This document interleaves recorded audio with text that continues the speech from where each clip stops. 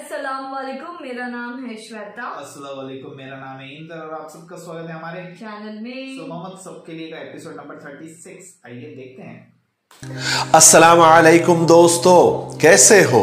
उम्मीद है कि सब खैरियत से होंगे। अल्लाह आप लोगों को ऐसे ही खुश रखे।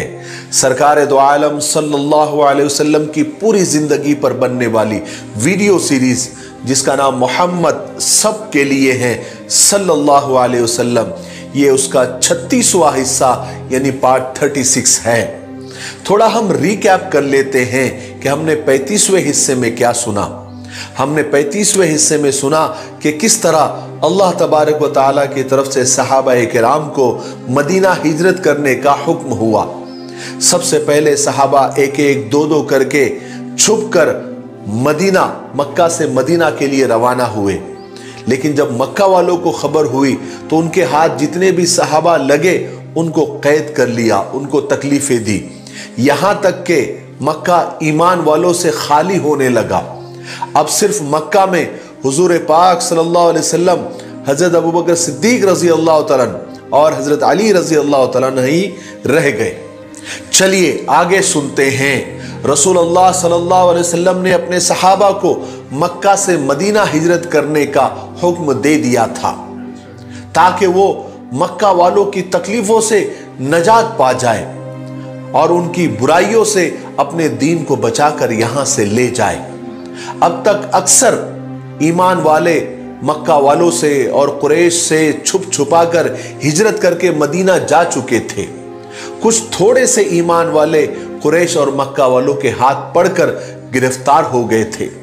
उन्होंने उन ईमान वालों को मदीना हिजरत करने से रोक दिया था, उन्हें कैद कर दिया था, उन्हें तकलीफें और अजाब देना शुरू कर दिया था और अपना सारा गुस्सा उन्हीं पर उतारा और उन्हें दीन से फेरने की बहुत कोशिश की। उन्हें खुदा उसके रसूल के हुक्मों की पैरवी करने से रोका। अब रसूल अल्लाह सल्लल्लाहु अलैहि वसल्लम अपनी हिजरत के लिए अल्लाह के हुक्म का इंतजार कर रहे थे ताकि वो अपने साथियों से जा मिले जिन्होंने अपने वतन को छोड़ दिया था और मदीने में अंसारी सहाबा के साथ जा मिले थे, जिन्होंने रसूल पाक सल्लल्लाहु अलैहि वसल्लम की मदद की थी, जिन्होंने आपका साथ देने का वादा किया था, अहद किया था। और देखिए ना, ईमान वालों को अपने दीन से जिस कदर इश्क था उसकी सबसे बड़ी मिसाल हिजरत थी।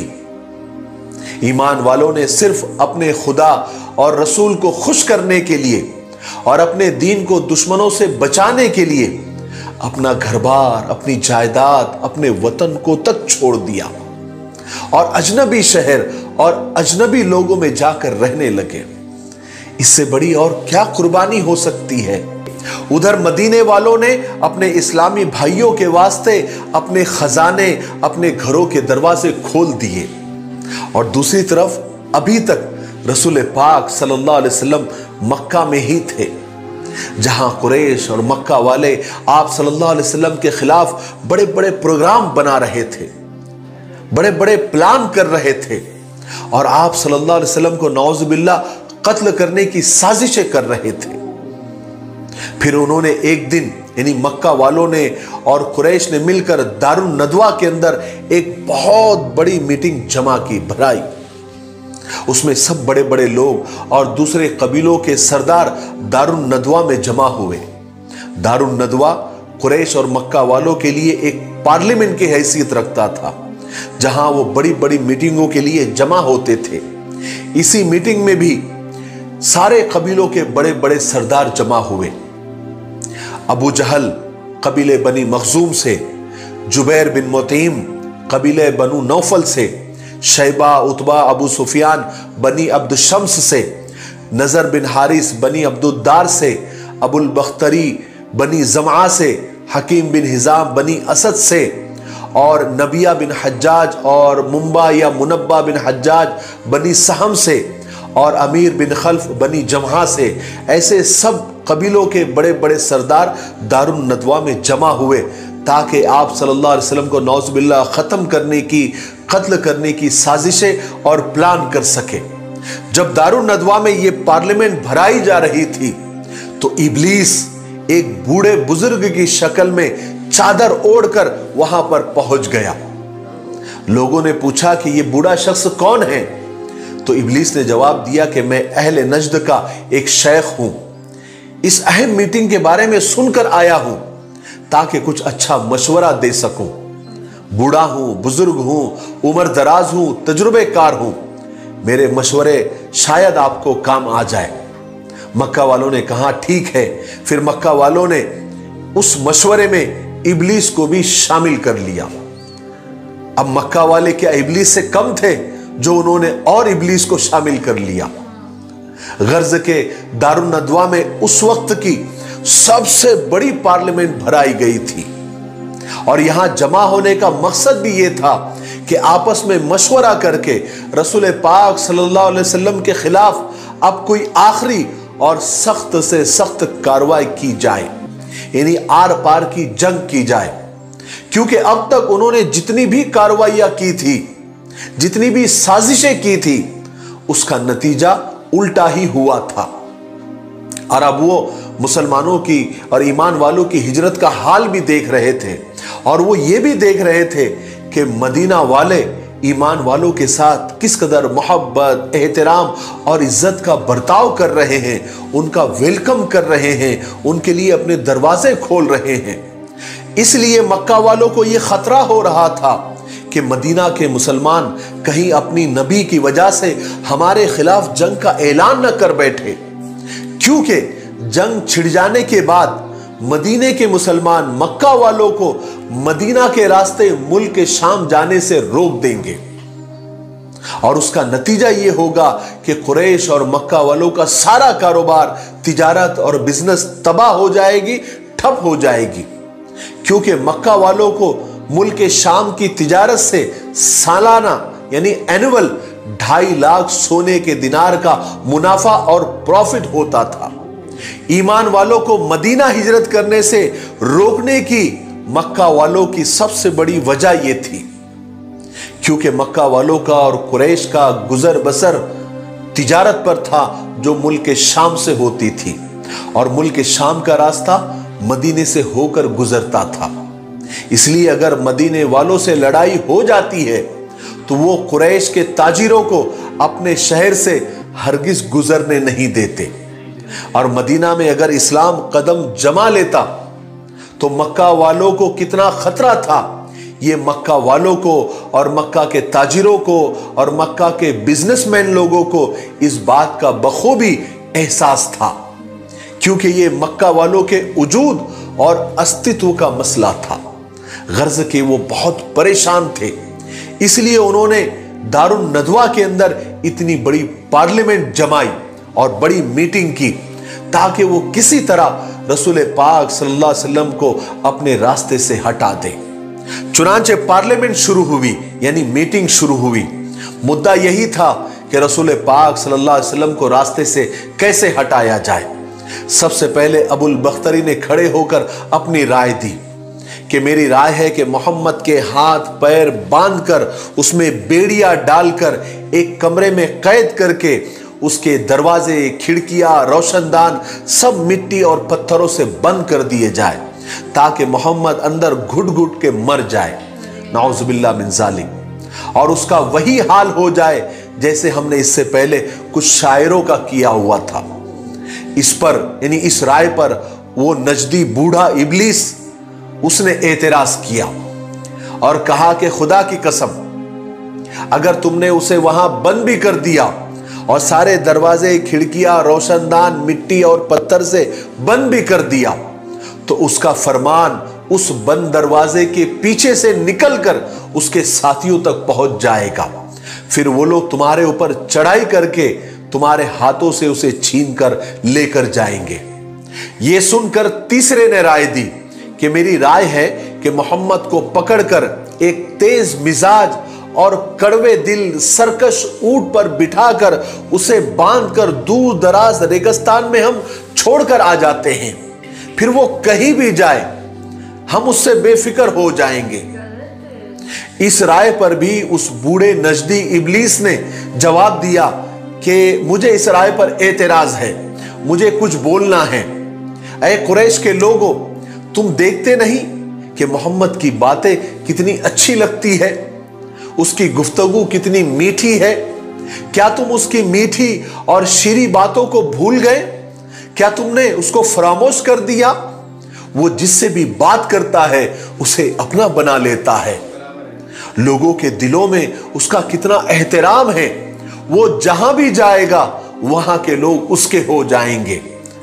ऐसा करने से हम मोहम्मद की तरफ से इत्मीनान नहीं कर सकते, क्योंकि अगर वो वहां के लोग उसके साथ हो जाएंगे और फिर उनकी मदद से वो तुम्हारे ऊपर चढ़ाई कर देगा और तुम्हें रौंद डालेगा, इस तरह तुम्हारी इज्जत और सरदारी तुम्हारे हाथों से छिन जाएगी। गर्ज के उस मीटिंग में सब अपनी अपनी राय देते रहे और एक दूसरे से उलझते रहे, मगर कोई फैसला नहीं हो सका। आखिरकार दुश्मन इस्लाम अबू जहल के सर को जुम्बिश हुई, उसके होठ हिले और जबान कैंची की तरह चलने लगी। अबू जहल बोला, अगर आप लोग कबूल करें तो मेरी कुछ मोहम्मद के बारे में अलग राय है। लोगों ने कहा कि अबुल हकम बोलो क्या राय है। अबुल हकम ये अबू जहल का ही एक दूसरा नाम था, उसका लक़ब था। अबू जहल ने कहा कि जब तक मोहम्मद को कत्ल न कर दिया जाए वो हमारा पीछा नहीं छोड़ेगा, और उसको कत्ल करने से एक बड़ा हंगामा खड़ा होने का अंदेशा है। बनी हाशिम फिर इंतकाम और बदला लेने के लिए तैयार हो जाएंगे।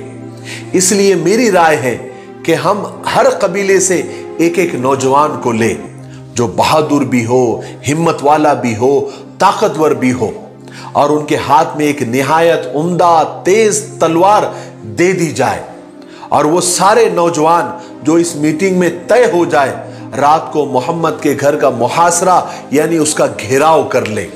और जब सुबह मोहम्मद नमाज पढ़ने के लिए घर से बाहर निकले तो तमाम बहादुर मोहम्मद पर टूट पड़े और सब मिलकर एक साथ तलवारें चलाएं, यहां तक कि मोहम्मद का कत्ल हो जाए। इस तरह हर कबीला इस कत्ल में शरीक हो जाएगा और मोहम्मद का खून हम तमाम कबीलों में बढ़ जाएगा। उसका नतीजा यह होगा कि बनी अब्द मुनाफ, बनी हाशिम, बनी अब्दुल मुत्तलिब अगर उसका बदला लेने के लिए लड़ना भी चाहेंगे तो उन्हें तमाम कबीलों से लड़ने के बजाय जान की कीमत लेने पर राजी होना पड़ेगा, जो हम अदा कर देंगे। इस राय पर सारे मजलिस वाले खुश हो गए। सारी मीटिंग में जितने भी शरीक थे सबको यह राय बेहद पसंद आई। सब ने मिलकर और खुश होकर कहा कि अबुल हकम, अबू जहल, तुम्हारी राय सबसे जबरदस्त है। और अबू जहल के इस राय पर सबका इत्तेफाक हो गया। उसके बाद वो पार्लियामेंट, वो मजलिस, वो मीटिंग बर्खास्त हो गई। फिर क्या था, सब लोग बहुत खुश, बहुत मगन। उनको तो ऐसा लगा कि हमारा काम तो हो गया, हमारे रास्ते का कांटा तो अब बस निकल गया। उन्होंने ये समझ लिया था कि वो अपने नापाक इरादों में बस कामयाब हो गए। उन्होंने तो बहादुर नौजवानों को चुनना भी शुरू कर दिया, जो मोहम्मद सल्लल्लाहु अलैहि वसल्लम का नौज बिल्ला खाम तमाम कर देंगे। साथ ही उन्होंने तलवारों को छाटना शुरू कर दिया, उन्हें तेज करना शुरू कर दिया। मगर उन दुश्मनों के ख्वाबो ख्याल में भी नहीं कि जिस खुदा ने मोहम्मद को नबी बनाकर भेजा है, वो खुदा उनकी हर चाल, हर साजिश, हर प्लान, हर मीटिंग, हर मशवरा, हर पार्लियामेंट से बाखबर है, उसको सब मालूम है। कुरैश वालों के लिए और मक्का वालों के लिए हुजूर पाक सल्लल्लाहु अलैहि वसल्लम तो सिर्फ मोहम्मद बिन अब्दुल्ला थे, जो अब्दुल मुत्तलिब के पोते थे। वो तो कहते भी थे कि मोहम्मद तो हमारी तरह दिखता है, हमें हमारी तरह खाता पीता है, हमारी तरह जागता फिरता है, हमारी तरह बाजारों में घूमता फिरता है। लेकिन मक्का के नादानों को यह खबर नहीं थी कि मोहम्मद तो फख्र रसूल है, सैयदे कुल है, हादिये सुबुल है, साकिये कौसर है, शाफ़े महशर है, जो सारे अंबियाओं का इमाम है।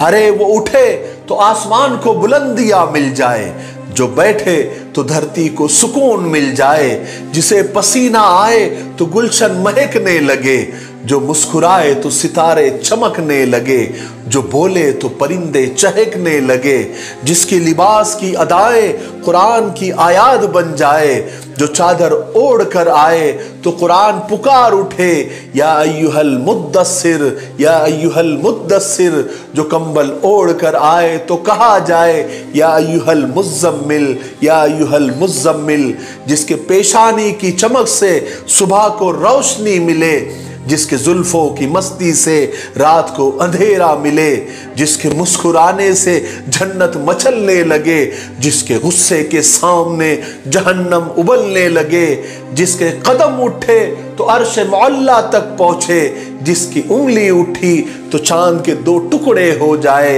हाय हाय हमारा सब कुछ कुर्बान हो जाए, नबी पाक सरकार दो आलम हजरत मोहम्मद सल्लल्लाहु अलैहि वसल्लम की जात अक़दस पर सब मिलकर एक बार मोहब्बत से सरकार दो आलम सल्लल्लाहु अलैहि वसल्लम पर दरूद पढ़ ले। अल्लाहुम्मा सल्ली अला सय्यिदिना शफीना।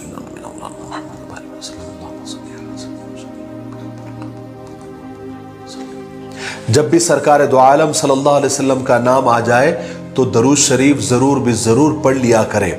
अगर सरकार का नाम आए और हम दरूद न पढ़े तो इससे बड़ी बदनसीबी कोई हो ही नहीं सकती, इसलिए दरूद शरीफ का एहतमाम किया करें। बहरहाल चलिए आगे बढ़ते हैं। इधर मक्का वालों में तो ये सब साजिशें प्लानिंग वगैरह हो ही रही थी, उधर अल्लाह तबारक व तआला ने अपने प्यारे नबी को इस चाल से बचाने का सामान कर दिया। हज़रत जिब्राइल अलैहिस्सलाम ने आकर आप सल्लल्लाहु अलैहि वसल्लम को कुरैश के इस इरादे का, इस प्लानिंग का और इस साजिश का पूरा ब्यौरा आप सल्लल्लाहु अलैहि वसल्लम को दे दिया और अल्लाह तबारक व तआला का ये पैगाम भी पहुँचाया कि आज रात आप अपने बिस्तर पर न सोए, और अल्लाह तबारक व तआला ने आप सल्लल्लाहु अलैहि वसल्लम को मदीना हिजरत करने की इजाज़त भी दे दी। रसूल पाक सल्लल्लाहु अलैहि वसल्लम की ये आदत थी कि वो रोज़ाना 2 मरतबा हज़रत अबू बकर सिद्दीक रज़ी अल्लाह तआला अन्हु के मकान पर तशरीफ़ ले जाया करते थे। उस रोज़ भी आप सल्लल्लाहु अलैहि वसल्लम हज़रत अबू बकर सिद्दीक रज़ी अल्लाह तआला अन्हु के घर पहुँचकर आपने दरवाजे पर दस्तक दी। हालांकि ये वक्त हुज़ूर पाक सल्लल्लाहु अलैहि वसल्लम कभी नहीं आते थे। जब हज़रत अबू बकर सिद्दीक ने आपको देखा तो ये कहा कि ज़रूर कोई ना कोई ख़ास बात है। आप सल्लल्लाहु अलैहि वसल्लम अंदर तशरीफ़ लाए। रसूल खुदा सल्लल्लाहु अलैहि वसल्लम ने अंदर पहुंचकर हज़रत अबू बकर से फरमाया कि यहाँ जितने भी लोग हैं सबको साइड में कर दो, यानी हटा दो, कुछ बात करनी है, बहुत ज़रूरी है। हज़रत अबू बकर सिद्दीक रज़ियल्लाहु अन्हु ने जवाब दिया कि या रसूल अल्लाह, यहाँ सिर्फ 2 लड़कियाँ हैं, आयशा और अस्मा, जो आपके लिए भी घर वालों की तरह ही है और राजदार है, इसलिए आपको जो भी बात कहनी है आप बेतकल्लुफ़ फरमाइए। तब रसूल पाक सल्लल्लाहु अलैहि वसल्लम ने इरशाद फरमाया कि मुझे अल्लाह तबारक व तआला ने हिजरत की इजाज़त अता फरमा दी है और मैं आज रात मदीना के लिए रवाना हो रहा हूँ। ये सुनकर हज़रत अबू बकर ने बड़े शौक़ से पूछा, या रसूल अल्लाह, मेरे माँ बाप आप पर कुर्बान, क्या मुझे भी साथ चलने की इज्जत हासिल होगी? आप सल्लल्लाहु अलैहि वसल्लम ने इरशाद फरमाया, हाँ अबू बकर, तुम भी मेरे साथ होंगे। ये सुनकर हज़रत अबू बकर के खुशी के आंसू निकल गए। उन्होंने अर्ज़ किया, या रसूल अल्लाह सल्लल्लाहु अलैहि वसल्लम, मैंने पहले ही से 2 सवारियों का इंतज़ाम कर चुका हूँ, इसलिए मेरे माँ बाप आप पर कुर्बान, एक आप ले लीजिए। आप सल्लल्लाहु अलैहि वसल्लम ने फरमाया कि मैं कीमत दिए बगैर नहीं लूँगा। हज़रत अबू बकर ने फरमाया कि जैसे आपकी खुशी उसमें मैं खुश हूँ, यानी अगर आप कीमत देकर लेना चाहते हैं तो कोई हरज नहीं, आप ऐसा ही कीजिए। अब हज़रत आयशा और हज़रत अस्मा रज़ी अल्लाह तआला अन्हुमा अपने वालिद के हुक्म पर सफ़र का सामान, तोशा, नाश्ता वगैरह तैयार करना उन्होंने शुरू कर दिया। हज़रत अस्मा रज़ी अल्लाह तआला अन्हा ने एक दस्तरखान में खाना वगैरह लपेट दिया और एक मशकीज़ा पानी का भर दिया। उन्होंने उन दोनों चीज़ों को एक साथ बांधना चाहा, मगर उस किस्म की कोई डोरी और रस्सी नहीं मिली, इसलिए उन्होंने जब उनको कुछ नहीं मिला तो अपनी ओढ़नी फाड़ कर उसके 2 टुकड़े किए। एक से खाने का बर्तन, पानी का मशकीज़ा वगैरह बांध दिया और दूसरा अपनी कमर पे बांध दिया। उस वक्त से हज़रत अस्मा का लक़ब ज़ातुन नताक़ैन, यानी 2 ओढ़नियों वाली, ऐसा पड़ गया। बहरहाल वो रात आ गई जिसका मक्का वाले बेसब्री से इंतजार कर रहे थे। वो सब लोग आप सल्लल्लाहु अलैहि वसल्लम के मकान के आसपास अंधेरे में छुप गए और घात लगाकर बैठ गए। उनमें से हर एक ने अपने कपड़ों में एक निहायत तेज और उम्दा तलवार छुपा रखी थी, और वो तलवारें ऐसी थी कि उनके धार में मौत छुपी हुई थी। इस काम के लिए मक्का वालों ने 11 मुजरिमीन तय किए थे, जिसमें सबसे पहले अबू जहल, हकम बिन आस, उकबा बिन मुईत, नजर बिन हारिस, उमैया बिन खल्फ, जमा बिन असवद, तोयमा बिन अदी, अबू लहब, उबई बिन खल्फ और नबिया बिन हज्जाज और मुंबा या मुनब्बा बिन हज्जाज। ऐसे 11 लोग थे जो रात के अंधेरे में आप सल्लल्लाहु अलैहि वसल्लम के घर के इर्द गिर्द छुप कर बैठे थे कि जैसे ही आप निकलेंगे ये तलवार का वार करके सब मिलके और आप सल्लल्लाहु अलैहि वसल्लम का नाउज़ुबिल्लाह काम तमाम कर देंगे, कत्ल कर देंगे। आज के लिए इतना काफी है, इसलिए अब हम यहीं पर रुकते हैं क्योंकि वीडियो ज्यादा लंबा हो रहा है। आने वाले 37वें हिस्से में यानी पार्ट 37 में हम हिजरत का वाकया ही कंटिन्यू करेंगे, क्योंकि अभी बहुत सफर बाकी है। अभी आपको यह सुनने को मिलेगा आगे के पार्ट्स में कि आप सल्लल्लाहु अलैहि वसल्लम हज़रत अबू बकर सिद्दीक रज़ी अल्लाह तआला कैसे मक्का से बाहर निकले, आपके साथ क्या क्या हुआ, आपने किसको अपने बिस्तर पर सुलाया, फिर मुशरिकीन मक्का ने क्या किया, यानी वो 11 लोग जो तलवार लेकर छुपे हुए थे उनके साथ क्या हुआ। ये सारी चीजें आपको 37वें हिस्से में यानी पार्ट 37 में सुनने को मिलेगी। तब तक आप इन सीरीज के वीडियो को ज्यादा से ज्यादा शेयर करें। आप लोग शेयर बहुत कम कर रहे हैं, इसलिए व्यूज दिन ब दिन थोड़े कम होते जा रहे हैं। ये थोड़े लोगों से मेरी शिकायत है, और मुझे किसी यूट्यूबर ने बताया कि आप अपने ऑडियंस से कहे कि आप कमेंट ज्यादा से ज्यादा करें और वीडियोस को लाइक करें। इससे होगा ये कि आपके वीडियोस यूट्यूब सजेशन में यानी नए नए लोगों को बताएगा।